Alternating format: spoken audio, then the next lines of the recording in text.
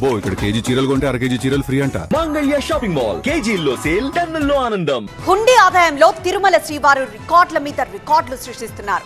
అపర కుబేరుడిగా ఆయన రికార్డులను ఆయనే చెరిపేస్తున్నాడు. ఆదాయంలో రికార్డుల రారాజుగా మారుతున్నారు. ఏ ఏడాదికి ఆ ఏడాది ఆదాయం పెంచుకుంటూ పోతున్నాడు.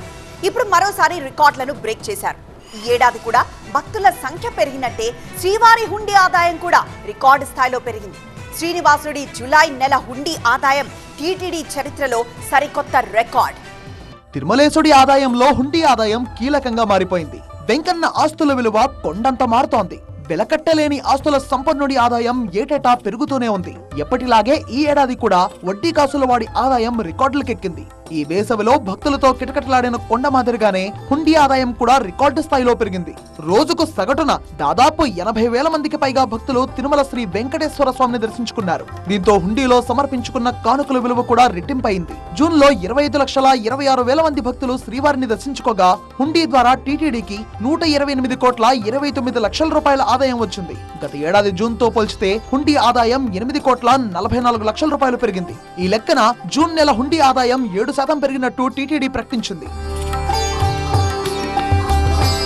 ఇక జూలై నెల హుండీ ఆదాయం కూడా టీటీడీ చరిత్రలో సరికొత్త రికార్డు నెలకొల్పింది. ఒక్క మాటలో చెప్పాలంటే గత రికార్డులను చెరిపివేసింది.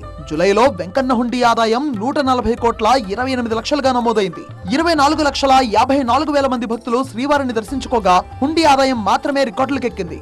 అందులోనూ గత నెల 16వ తేదీన అత్యధికంగా 5,31,00,000 రూపాయల కానుకలు వచ్చాయి. అంతేకాదు జూలైలో 5 రోజుల పాటు 5 కోట్లకు పైగా హుండీ ఆదాయం వచ్చింది.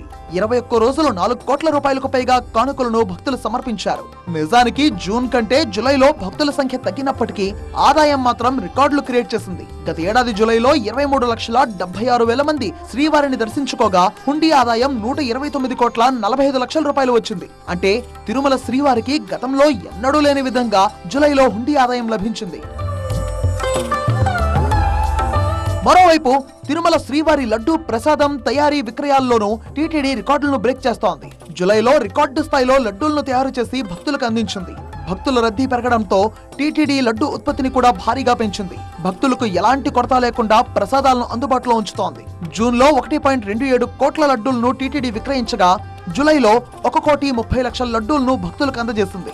2025 జూలైలో 1,24,00,000 లడ్డూలను భక్తులకు విక్రయించింది. భక్తుల రద్దీకి తగ్గట్టుగా లడ్డూ ప్రసాదం తయారీ పంపిణీలో టీటీడీ పక్కా ప్రణాళికతో వ్యవహరించింది. ఫలితంగా లడ్డూ ప్రసాదాల విషయంలో భక్తులకు ఎలాంటి ఇబ్బందులు లేకుండా పోయాయి. మొత్తంగా అపర కుబేరుడు తిరుమల శ్రీ వెంకటేశ్వరుడి ఆదాయం అంతకంతకు పెరుగుతుండడం భక్తుల నమ్మకానికి నిదర్శనంగా నిలుస్తోంది.